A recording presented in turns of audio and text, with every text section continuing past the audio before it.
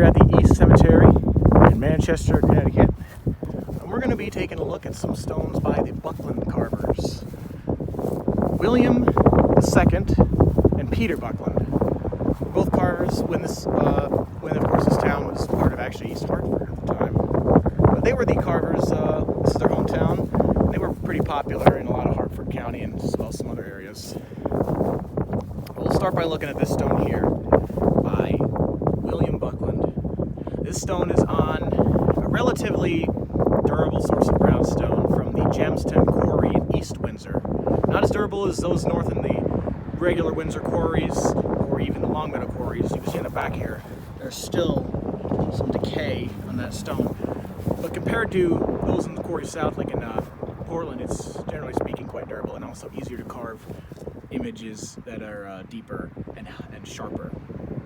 Look at the lettering, you see these borders here. I wish I had something to compare to Joseph Johnson, but these borders are somewhat like that of Joseph Johnson's, who was a Windsor carver, William certainly would have seen his work in East Hartford. The wings are very similar to his style also. The face has more elements that are similar to Gershom Bartlett, especially with the eyes and nose, and the spiked mouth, if that's what that's supposed to be. It's almost like a skull. The other thing to note about his work, the H has always had a strange squiggle line in between them. Don't stay up with anyone else. Now, on the topic of influences, Gershom Bartlett would have been one of the biggest influences on both of the Buckland's work.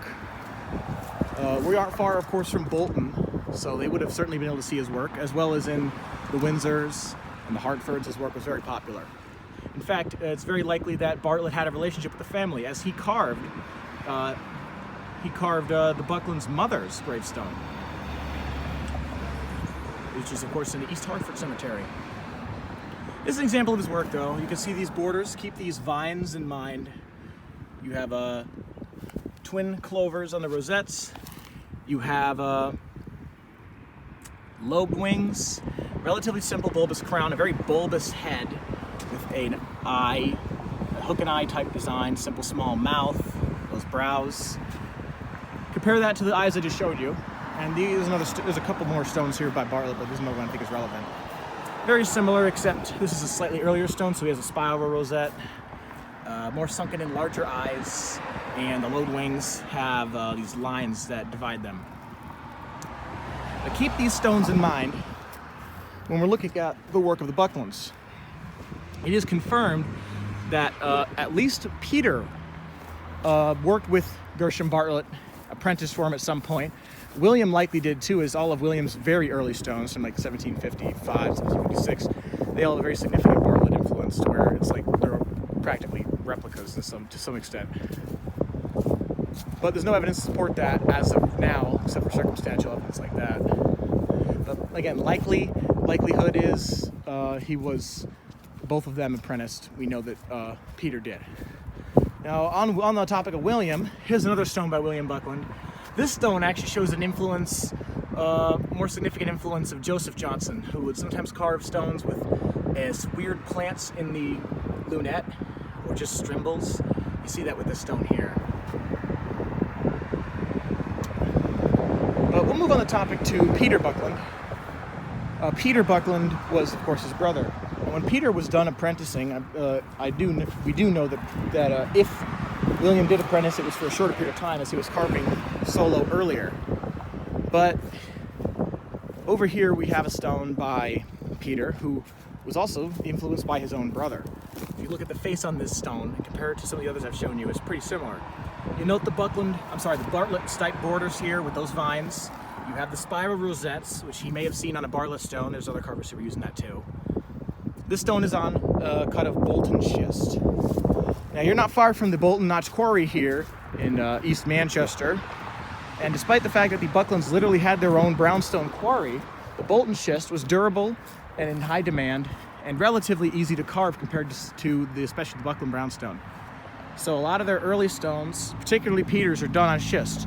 Also on that East Windsor brownstone. But Peter liked the schist a lot. Here's another one of Peter's stones in schist. 1771. Again, exact copies of that Bartlett border I was showing you. You see those same spiral rosettes. You see a large dish type wing. You see that spiked on the bottom of the face. You see He's sort of modifying that nose. These men were not copying Bartlett explicitly, but they certainly were influenced by him, as every carver was influenced by other carvers. Heading down, there's another stone by Bartlett. That's a little bit later. Simpler, more refined version. You have a wheat stalks on the borders, a simpler face. Would be a more mainstream, I guess you could say, stone.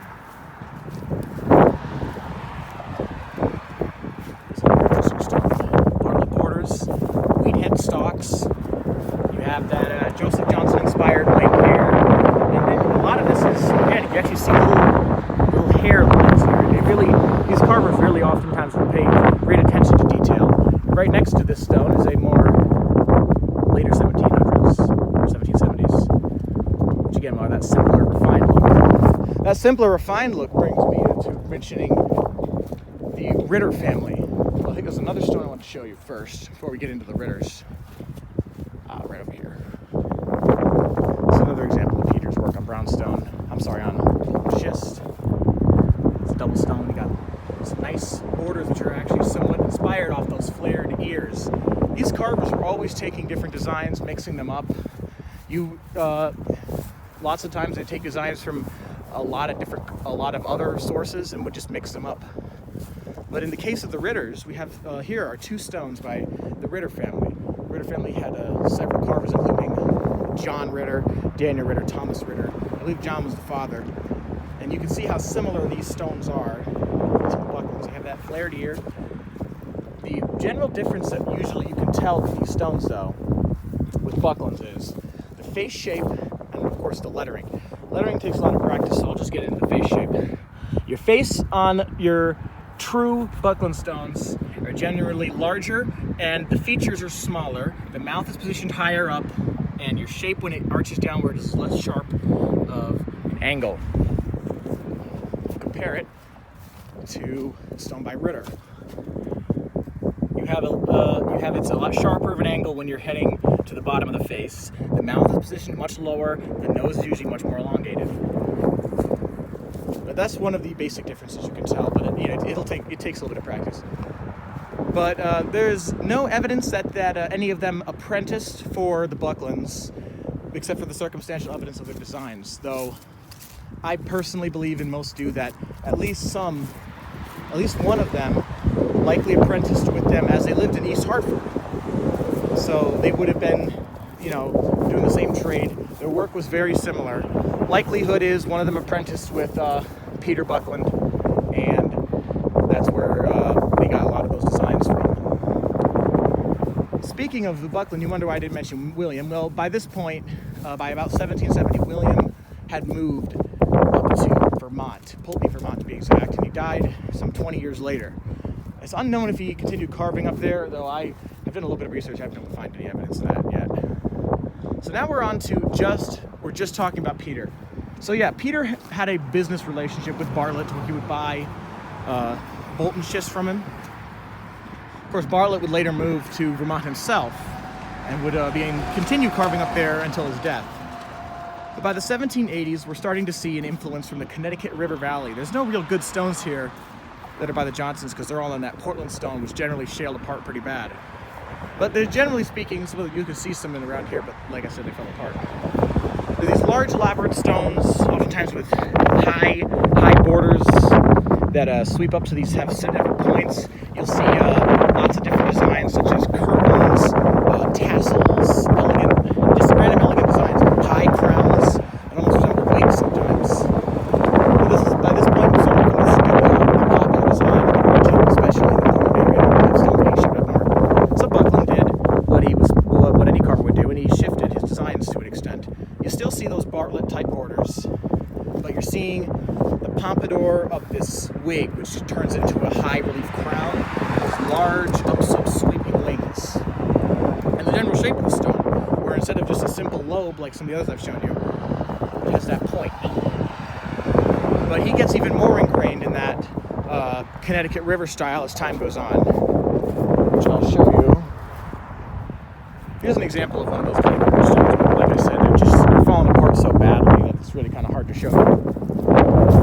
There's plenty of the cards to view stones like that, especially when you're in the Portland, Middletown area.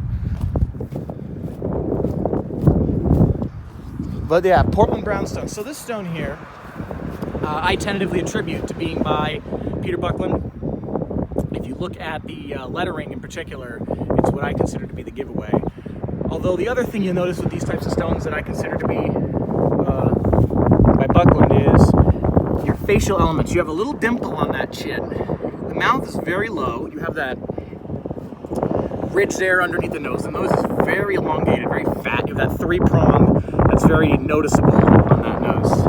And the wings, sometimes they have this checkered feel, or I should say a ridge, half moon feel to it. But yeah, this stone is one of his stones. Now, you may be wondering, why is this stone on Portland brownstone and not on that East Windsor or that Buckland brownstone? Well, in about 1790, when Thomas Johnson III died, Buckland actually bought part of the quarry, the Johnson Quarry in Chatham, and would source stone from there. It made sense. It was an easy stone to carve, and a lot easier than the Buckland brownstone, which is a lot tougher. So I just showed you that stone there. If we compare that to this stone, this face doesn't have those same features. Mouth's much higher up, you have a lot of extra symbols, etc. So that's how I would attribute it. There were others who believed that he carved stones of that style, including Ernest Caulfield. Here's another stone. Again, you have that half moon feature, or what do we want to call this feature on this stone here. It's another example. Another one here, but you can't see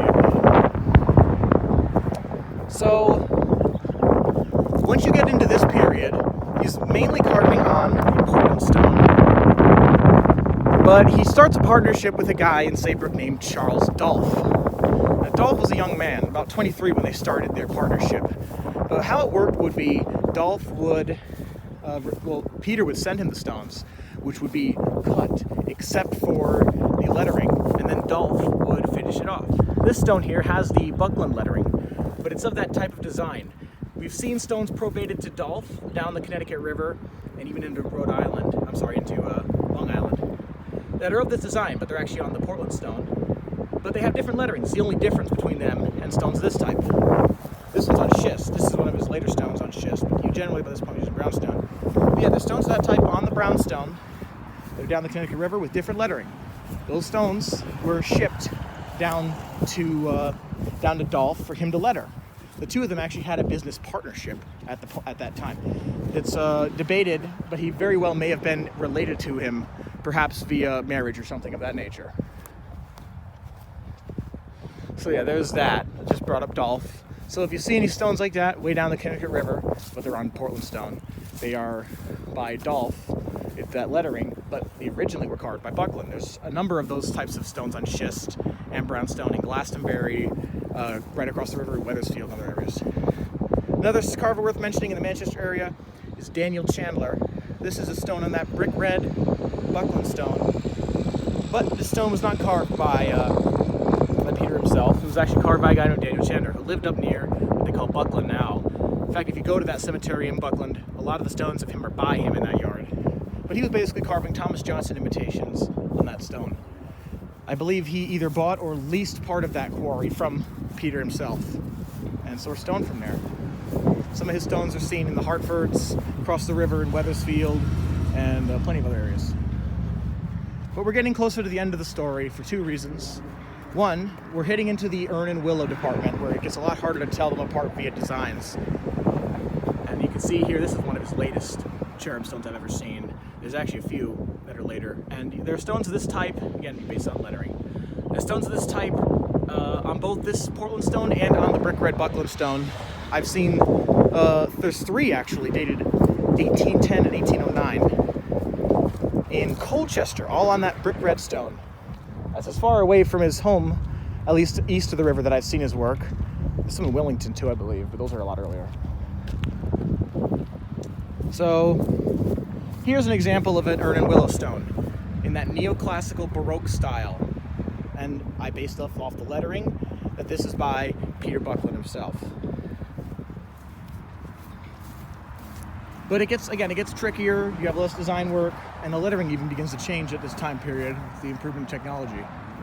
But alas, this is where the end of the story of Peter Buckland comes. And this is the sad remnants of his own gravestone. Also worth mentioning, he was a sergeant in the Revolutionary War. But sadly, actually sorry, he was a captain. But this is what's left of his stone. Based on lettering, I'm not sure, because half the stone is gone, but he may have carved his own stone, but that needs more research. But again, here it is, his own stone, shailing apart, falling apart, while many of his own stones that he carved in his life are back there in wonderful condition. I suppose it's somewhat ironic in a sense. Well, I hope you enjoyed this video about the Buckland Carvers. You know, maybe I'll make more of them. You know, make a comment or something if you have a subject that you want me to make a video about. Take it easy, guys.